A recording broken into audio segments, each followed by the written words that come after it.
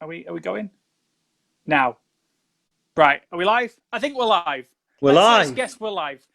Good evening and welcome to another Q&A here at Joesph and the Amazing All-Star Concert. I've not been here for a while. Everyone's been busy working behind the scenes, but we are back to ask questions tonight to a superstar. Gary Lloyd is with us, as you can see him on the screen right now. Gary, how are you, buddy? Yeah, very well, Adam. Thank you. Thanks for having me.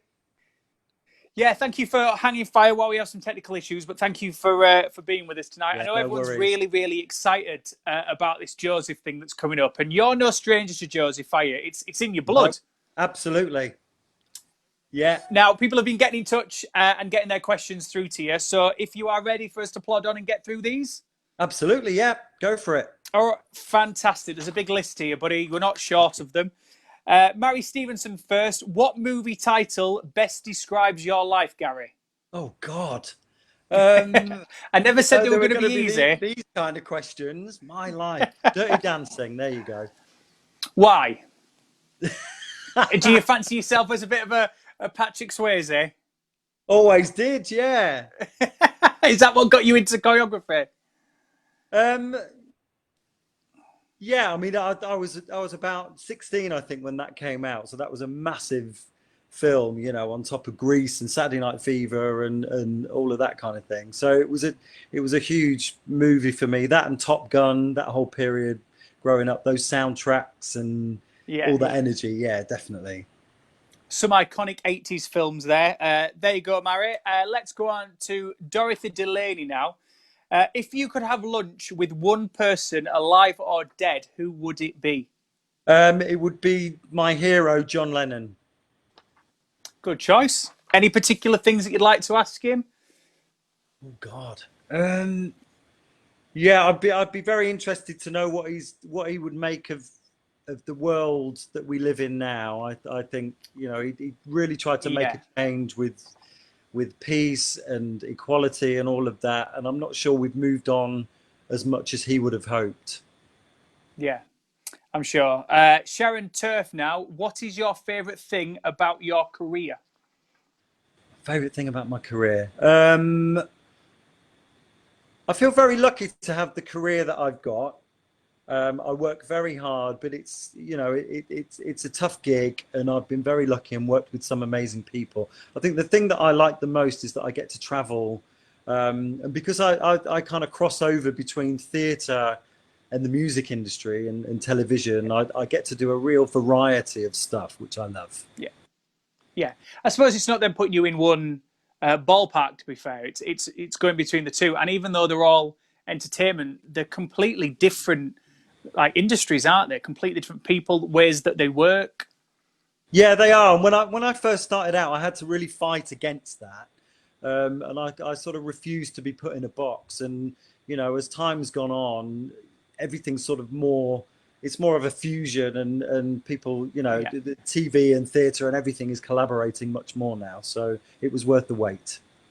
yeah, definitely. And I'm sure you played a part in it as well. If you are going between the two, I'm sure you must have had an influence on them merging together and being more fused. Yeah, it's very kind, Adam. I think anybody that tries to break the boundaries has an influence on anything. Yeah, definitely. And we thank you for that, Gary, because the way we are now with entertainment and industry, it wouldn't be the same without you. John Henderson, now onto Joesph, which is why we're here. Any Joesph funny stories that you can share? Oh gosh, funny stories. Um, You can edit people's names out if you don't want to say their name, if in case you end up in court when they're back open. Trying to think.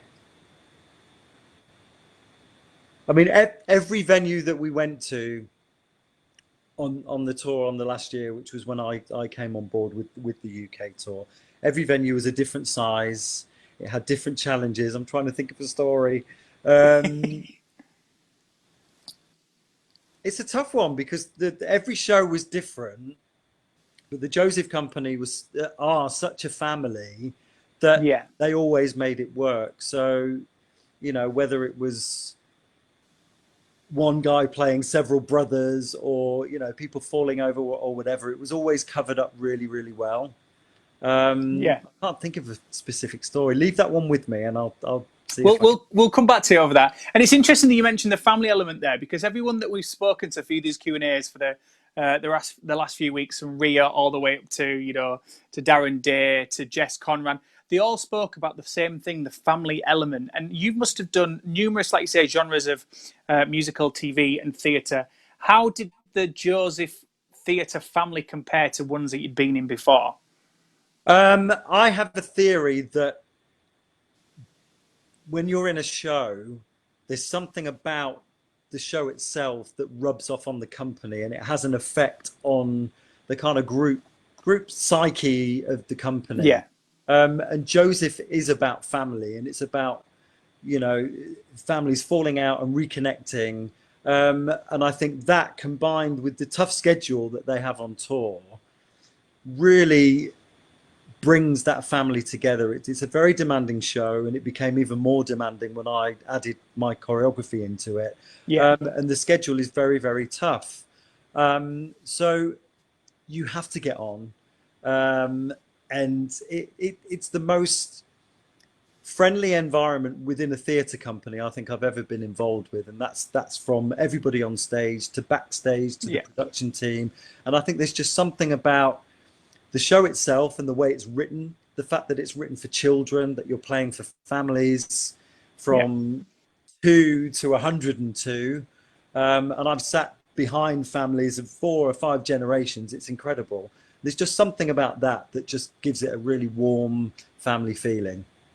Yeah, you're not the first to say that. So many people have said the same, and how it's left an impression on them with the Joesph family. Right, from Joesph now to something else. Linda Hassan, what's the #1 item you would save from your burning house? Oh, they get worse, pal. I wasn't prepared for this. Oh gosh, my son. That's a good choice. House. Yeah, I agree. Because maybe people were expecting you to save, maybe theatrical stuff, but family comes first, as we've discussed. Yes. But what about the book? Would you save the book? Your book? I can go out and buy another one, can't I? Yeah, I mean, you own it, so yeah. See, swerved into that for you there, pal. So from burning houses now to Kelly Crichton, what is your best piece of advice to aspiring actors? Best piece of advice, I think, without going into the whole situation that we're in now, which I know is very concerning for a lot of people, particularly those coming out of drama school, I think is to really understand who you are, understand who you are as a brand and what you're selling, and make sure that you are better at that than anybody else. So it's being as authentic as you can be and being as real as you can be with your strengths and your weaknesses, and just work as hard as you can on both to ensure that you're the best that you can be. Yeah, good advice. Gary Bland, have you worked with a performer you thought was brilliant, but for some reason didn't live up to their potential? Again, you can blank out names if you want. Just give us an idea. Oh God, didn't live up to potential.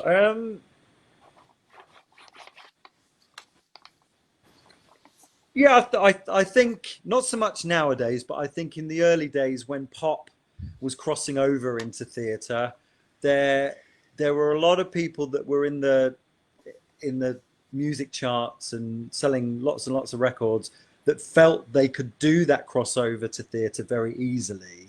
And I think some of those people got a surprise at how difficult performing 8 shows a week really is. I wouldn't say that that's as much of an issue these days, because I think people out there that are going into all of these reality talent shows, a lot of them are super talented, and I think the industry, both industries, are very competitive at the moment. But at the beginning of the millennium, shall we say, there was a few people out there that thought they were a little bit more talented than they actually were.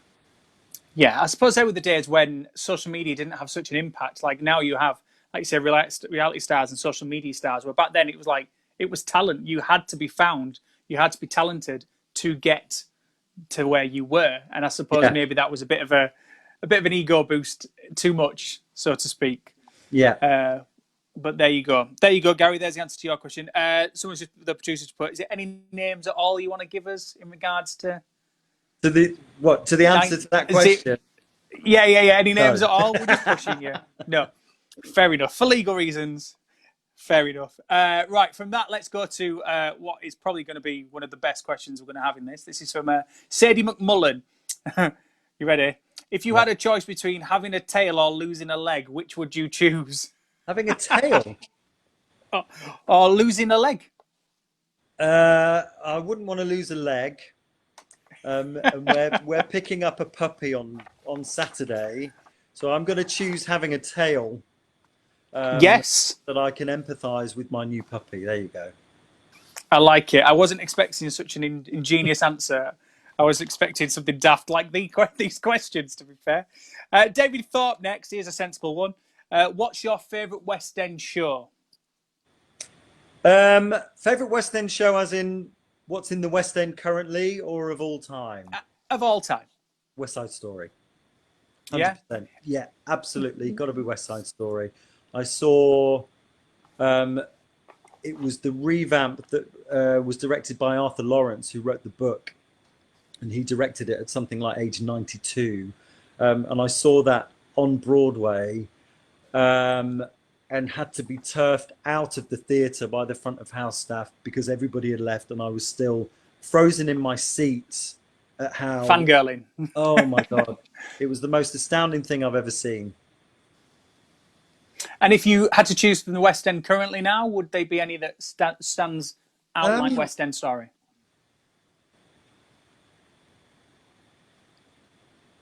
Trying to think. Favorite West End current show? I don't know. Is that another one we have to come back to? Yeah, maybe. I'm trying to think what I've seen recently. I mean, would you not go for Thriller? Yeah, of course. There we go. we'll go with Thriller.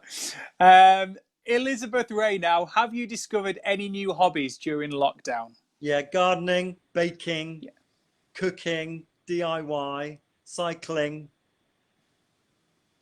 Yeah, the same as everybody else, I would imagine. Everyone's been doing the same. Yeah. I agree. There you go, Elizabeth. Richard Goodwin now, onto the Thriller subject. Did you meet Michael Jackson? And if so, what was he like? I didn't meet Michael Jackson, and that's probably one of the first lines that's in the book that I've written about 10 years of Thriller being in the West End, which is there. Thank you for that. My Life with Michael. We were about to meet Michael when he came to London for This Is It. So we were only weeks away from actually meeting him and him coming to the show. He'd picked out his disguise that he was going to wear, and we were going to go see him at his show. So, I mean, it was obviously devastating anyway, his passing, but it was even more devastating the fact that we were all, we were going to meet him and there was going to be a bit of a love-in, because he was a big supporter of what we were doing and very humble and very thankful at the homage that Thriller Live is to his work. Yeah, and another icon as well. And contrary to whatever the press may do, the heart and the soul of him was very much music and charity and caring. And he was, from everyone that I've ever spoken to who's ever, dealt with Michael Jackson or had the joy to meet him, they're all the same. He's just like one of us. He's just Michael Jackson, but he's still one of us. And like you said, very humbling and very caring. Was it Michael Jackson that made you get into choreography? Because obviously he was around in the 80s, around the time of your favourite movies and stuff. Yeah, Lyndon Terry would like to ask that. Yeah, oh, very much so. Yeah, and actually, a lot of the reason why I wrote the book was kind of part and parcel of, being approached to direct Thriller, but there was a whole lifetime of influence and inspiration of Michael. So being given that show as a director and a choreographer was a gift and remains a gift for someone that's just studied him and adored him and idolized him for such a long time. from the bad era, particularly being a young male dancer in the 80s, growing up in the Northeast, which I go into great detail about in the book. Yeah. He was a bit of a superhero, you know, because there was nobody else to aspire to. So he got me through some dark times, not having anybody in common with you know, that did the dancing and wanting to do the performing and the directing and the choreographing, etc. He was a big part of my life and continues to be. Yeah, his music will live on forever, without a doubt. Um, on the subject of thriller, obviously your book, 10 Years with Michael. If people want to buy this book, because it sounds fascinating, I'm interested in it, where can we get it? There's a link on my website, GaryLloyd.me. That will take you to Amazon. Amazon's a great place to get it and get it quickly, but it's in all good bookstores and online. There we go. I'm sure a lot of people will be straight on right after this Q&A to get it, because he's just a fascinating person, isn't it? And then when you have to, you know, involve that into music and choreography, and like you said, he was the best dancer around without a shadow of a doubt. He set the bar. People had to follow it, and people's choreography now, and I think forevermore, will always be as a part of thank you to what he created. So Absolutely. that Yeah, my son's really into Lil Nas X, and his latest yeah, video is very thriller, you know, so he's yeah, still inspiring artists today. And I think they do it now as a real, you know, a genuine heartfelt tribute, rather than just being influenced by him. There's a definite level of respect, I think, that comes from all those artists. yeah, And you know, in the book, I talk a lot about that influence. There's a lot about the science of putting the show together. But, you know, for anybody that's interested in getting into theatre or, you know, auditioning or anything like that, there's lots about what we look for and what's, you know, the actors and people go through when they're auditioning. yeah. So there's something for everybody. Sounds like a fantastic read. Louise McQueen, now on to dancing. What age were you when you got into dancing, and what's your favourite style of dancing? I was 6 years old when I first got Wow. into dancing, me and my little sister, and we started out doing ballroom and Latin American and disco we did that for 7 or 8 years, and we did it competitively. We did all the exams, we did all the build up to the teaching, and it was only when my family, we moved town and there was nowhere to go that did ballroom and Latin American. I just had to switch to the Yeah. stage and musical theatre and all of that kind of stuff. So it was a natural transition. But I started out with the ballroom, the Latin, and the disco, where a lot of the Jackson stuff really came in. My favourite style, gosh, it's really interesting because when I moved into the more MT stuff, I kind of left the ballroom and the Latin behind. I was not embarrassed by it, but I'd kind of moved on and Yeah. was into what I was doing at the time. But that stuff has come in so handy as a choreographer, to be able to tango and to jive and to waltz and all of that stuff, you know, that we all know from Strictly, has been absolutely vital now as a choreographer doing all the stuff that I do. Yeah. There you go, Louise. Gillian McFarlane now. Another great question for you here, Gary. Would you abandon your phone, internet, family, and friends for 3 months for a prize of £1 million? No. If it was just the phone and the internet, then yes, but not Yeah. family and friends. We have you down as quite a family man tonight, Gary. Definitely a family man, and I've done enough time without seeing my friends over the past 4 months, so that needs to stop. So how old is is it your son? How old is he? Yeah, he's 10. 10. So obviously when he was growing up, I assume you were on the road quite a bit. How did you find that, juggling family and career? It must have been difficult. It is difficult. Yeah, I mean, there's no other way to answer that, really. It's difficult, and we do juggle really well. And that's one of the joys, actually, of this lockdown period, is that we get to be together all the time. So that's been absolutely fantastic. We've loved that. Bittersweet, as I keep saying. Yeah, it is. Definitely. Right, on to a sensible question now. Sean Paul Davids, do you teach any online classes? And if so, where can we find you? I don't actually. To be honest, I get asked a lot about teaching, and ordinarily I don't really have time to teach. Yeah. So I do go into some of the big colleges and do lectures and some graduate stuff, but I haven't really had time to do any teaching. I have done some online coaching Yeah. while we've been on lockdown. More at the beginning of the period, I was approached by a lot of people who were graduating college who were very, very worried. So I put a couple of things up and a couple of interviews to help with that, and I'm going to be Yeah. picking that up again. But no, I've not really done any sort of online teaching other than privately with colleges. So if there's an interest, I might think about doing it. Might have You to. never know. We don't know how long this is going to go on, do we, before we're No, back we to don't. work. So now we're going to Julie, James Andrews. Now your book Thriller, they've been meaning to get it.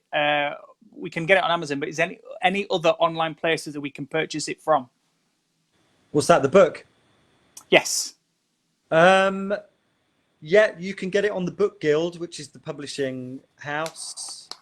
I think that's the bookguild.com. Yeah, Just Google it. Just Google it. Google people. it. I mean, it's in Waterstones, it's in Smith's, Foyles, all the good bookshops and all their online stores should have it. Brilliant. Samantha Jackson now is tapping on something we've already spoken about. Obviously, kids. Are they following in dance and in their dad's footsteps? Yeah, but he's a footballer. Right. Dream. He's still got a good footwork, hasn't he? Yeah, I mean, he's a brilliant dancer. He's a brilliant acrobat. And we have a lot of fun in the kitchen. But his ultimate dream is to be a footballer. Yeah. Oh, it's just a talented family by the sounds of it. Choreography, footballing. There you go, Samantha. Jake Alexander, can you remember all the colours in order of Joseph's coat? Oh. Yes. Take a deep breath. Yes. Good. Could have been worse. And when you're ready, Gary. Oh, God. At your own pace, pal. See, the thing is with me, I have to do the moves with it. I mean, feel free. Taking me by surprise. Oh, gosh. Assuming you've got trousers on, go for it. I blanked. What? Absolutely blanked. Red and yellow and green and brown and scarlet and black and ochre and peach, ruby and olive and violet and mauve. Oh. You've got me. The next one Green was and fawn. crimson and silver and rose and scarlet and azure and russet and grey, purple and white and pink and orange and blue. I think I've missed a bit. Nope, you're wrong. There you go. You have. I would just go. Yeah. But at least you tried. I could see the cogs go in your head, not only to think of the colours, but also to do the routine. I had a 5, 4, 5, 6, 7, 8. I was doing it down here. I get confused with mauve or mauve and fawn. That always gets me. Well, at least you tried. Thank you very much, Gary. I'm being distracted by all the comments in the side here. Okay. Sorry. Well, at least you're seeing them. I'm not. I've got them on it's on a tablet. What can you see? What are you able to see there, pal? I'm just looking at Gary Bland's question, if it's all right to jump in and answer that. Yeah. Out of all these male dancers, who would you prefer to watch or work with? Freddie Stair, Gene Kelly, Gregory Hines, or Charles Coles? Always been a big fan of Gene Kelly. So I'd have to say Gene Kelly. I actually met Gregory Hines and his brother Maurice when I was working in LA, and those two are just astonishing. They did a tap routine for me in the foyer of this hotel, which was just one of my strongest memories. And it was very early on in my career, and we were on an audition tour, and the choreographer I was working with knew the guys, and they met up and they all went out for dinner. Amazing guy. But Gene Kelly, I think, would be the answer to that question. Yeah. Good choice. Another icon. You seem to be attached to icons, Gary. Michael Jackson, Gene Kelly. Back to the right answer for the colours, by the way. It was red and yellow and green and brown and scarlet and black and ochre and peach and ruby and olive and violet and fawn and lilac and Lilac gold and and gold, chocolate chocolate and mauve, and mauve, cream and crimson and silver and crimson. rose, azure and lemon and russet and grey, purple and white and pink and orange and blue. Correct. Well done. I've never read that before. I've done all these Q&As and I've heard everyone say it, but I've never ever read it myself before. Ian Davidson, now you are a very talented choreographer. Which school did you train at? Thank you, Ian. I had some very good teachers growing up in the north, and Janice Sutton was one of them, who I mentioned in the book, and she was very good at doing the teaching, but we did lots of sort of semi-professional and professional shows. So I had a lot of experience before I left home and went to college. I went to Lane Theatre Arts in Epsom. That was the college that I went to. And similarly, they were quite tough. Betty Lane is very tough. And the minute you start your training, you're treated as a professional in the industry, which, you know, at age 16 is quite a lot to handle. And they still run that college the same, which I think is quite important, because the industry is tough. It's very competitive. And I think, you know, training has to include how difficult things are, you know, and lanes certainly do that. They make you grow up very quickly. Yeah, I mean, a lot of the questions that have come through to the actors especially have been about advice, you know, about when you do get knocked down, what do you do to build yourself back up again when you're told that you're not good enough for a part, or you don't fill a certain, you know, demographic for that. I suppose if you, at an early age, if you are prepared for knockdowns and know that every knockdown is a step further to another success, it's ideal, isn't it, really, to kind of get it earlier on so you are prepared for what you're going to face in the big bad world of theatre and entertainment, I guess. Yeah, and there's a bit of a feeling at certain establishments, and you know that there are quotas to fill and there are boxes to tick, and that, you know, there's a feeling of equality, which is very important, but sometimes it's not a reality. And I think sometimes to go through the experience of auditioning and not getting a part or not getting into the ensemble and having to fight and go through that before you leave your training, it does, as you say, it prepares you for the real world. And sometimes the people that go through that at college, I think, learn how to survive, and they survive a lot better than those that are kind of favorites or are used and don't go through that experience. Yeah, definitely. Donna Butler now, she wants a bit of backstage goss. When Thriller Lives comes back to the West End, what theatre will it be in? Hey, Donna. I'm looking at your other question, which is different. We don't know yet. It was a very sad thing, actually, because we were due to close at the Lyric on April the 29th, I think it was. And so the cast and crew and band, everybody in that building, they were preparing to say their goodbyes to each other and to the theatre. And then we got shut down a week before lockdown. It was very sudden.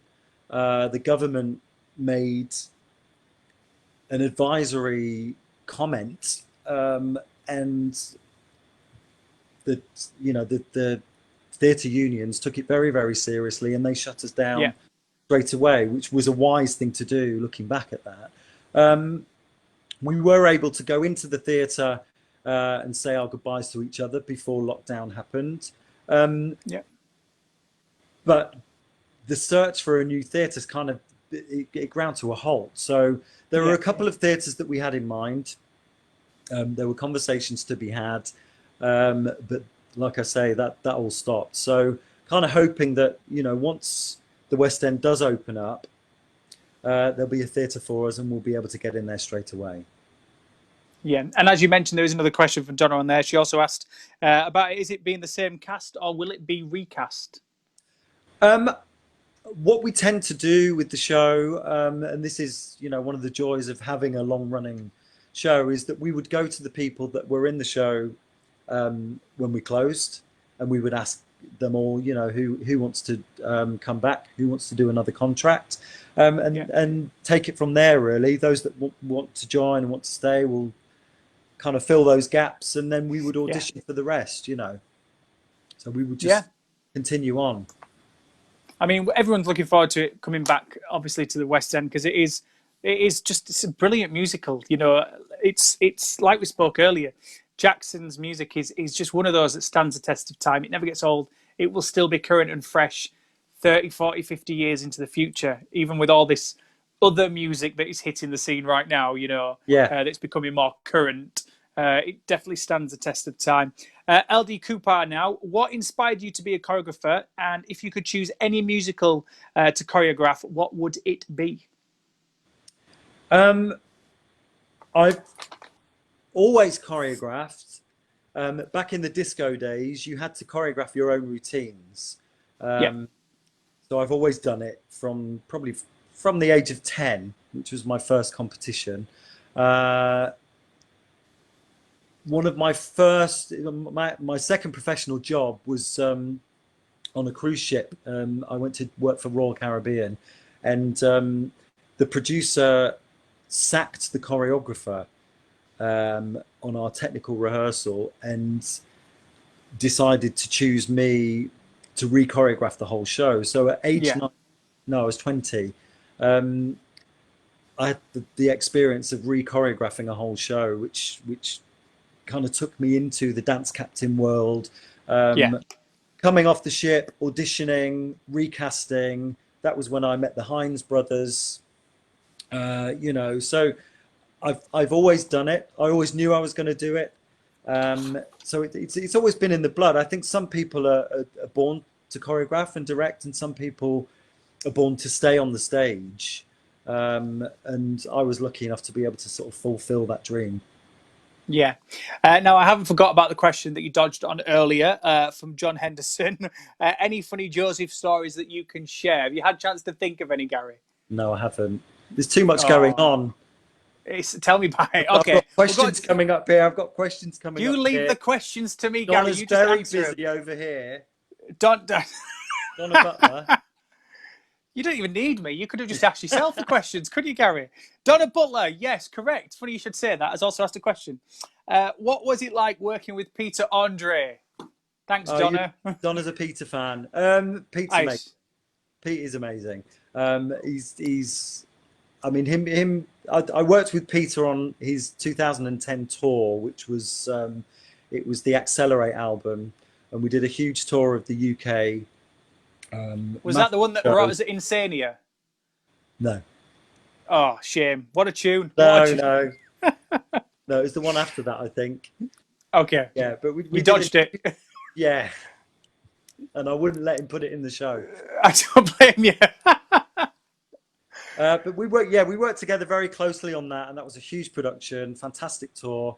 And then we were looking at bringing in a guest for the 4,000th performance at Thriller, which was a collaboration with the Prince's Trust. And Pete, as you may know, is a massive Michael Jackson fan.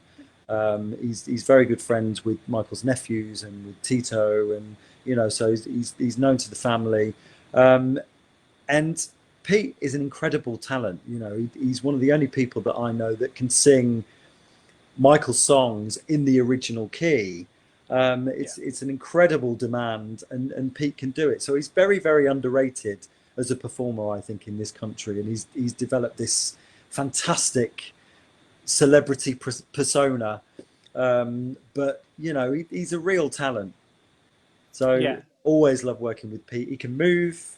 He works hard. He never wants to stop rehearsing until he's got it right. He's an absolute dream. Now, in regards to Peter Andre, obviously his biggest song is, of course, Mysterious Girl. You must have helped choreograph that. How much involvement did you have in that song? Or did he just do what he's been doing since the 90s? Or did you have to jazz it up a bit? Or did you just go with, if it's not broken, don't fix it? Yeah, Mysterious Girl was the encore. And the rest of the show was actually really tightly put together. We actually had a set piece that we borrowed from the Janet Jackson tour, which was a bridge that kind of lifted up and took them up onto this big staircase, and so it was a mega production. When we got to Mysterious Girl, it was a bit of, all right, guys, just do what you want, because this is Yeah, we've got through the worst. yeah, this is fun, and the dancers all just ran to the side, and it was everybody hands in the air moment. So there you go. I'm sure you've made a Peter Andre fan, Donna, very, very happy there. Now, scrolling through your list of artists that you've worked with: Kelly Clarkson, Leona Lewis, Robbie, Pink, Anastasia, John Barrowman, Peter Andre, Stussy, Macy Gray, Neo, Joe McKell, Victoria Beckham, Jennifer Hudson, Paul McCartney, Cliff Richard, Shirley Bassey, Tom Jones, Robin Gibb, Will Young, Emma Bunt. I mean, the list goes on forever and ever. How do you find? Are they just normal people to you, or have you ever got starstruck with working with any particular artist? I got starstruck meeting Paul McCartney. Yeah, I'm a huge Beatles fan, and the Beatles don't really cross over into my professional world. So yeah, because they're not all singing or dancing, that doesn't compute. I've got my Beatles thing yeah, over here, which is very personal, and my professional life, which is all singing or dancing. So I met Paul McCartney at it was the Queen's Jubilee concert at the Palace, and I just dried. I couldn't speak to him. I just mumbled something and walked I off. love you. Yeah, it was. Yeah, that was the only time that I've been sort of super starstruck. You mentioned Macy Gray, who is a massive artist. When Yeah, she came in and guested for Thriller when we did a collaboration with Children in Need, and she is the most nervous. You wouldn't believe it, because she's 7 foot tall, and this incredible voice and presence. yeah, So shy, and she kept going off to hide. We'd be rehearsing, and I'd be teaching her the steps, and I'd turn around, and she'd just be hiding behind the set. So it's interesting when you meet some of these big people, because they all have personalities like us, and they all have insecurities like we do. So it's always yeah. very interesting working that out. Do you keep in contact with any of them for hanging out, or is it professional? I do the job and I'm on to my next one. um yeah, I mean, you hang out with them at the time. You tend to be on to the next job. I mean, if you're working with an artist for a period of time, like I have done with Pete, like I have done with Blue, Kelly Clarkson, people like that, and you're on the road with them, you hang out with them. Yeah, But as you said earlier, work takes you from town to town, so you stay associates of these people, but you don't always become friends. yeah. Haley Bordiak, now, what show would you like to have a crack on? Um, I've always said West Side Story. Yeah, I've kind of been retracting that a little bit recently, because I just think some things are not meant to be touched, and I know something's happened with the rights recently where people are doing it, and they're doing their own versions, and they're doing wonderful things with it. But it's kind of made me go, do you know what? Actually, I'm going to take a step back and just let that live, in its yeah, iconic place. Don't know. I tend to get offered things, and they're on my list. So I've done so many things that I just feel so lucky that I've been able to do yeah. them. Joesph being one of them. Um, yeah, it's a tough one. I tend to like the crossover stuff, the more rock and pop stuff. Yeah.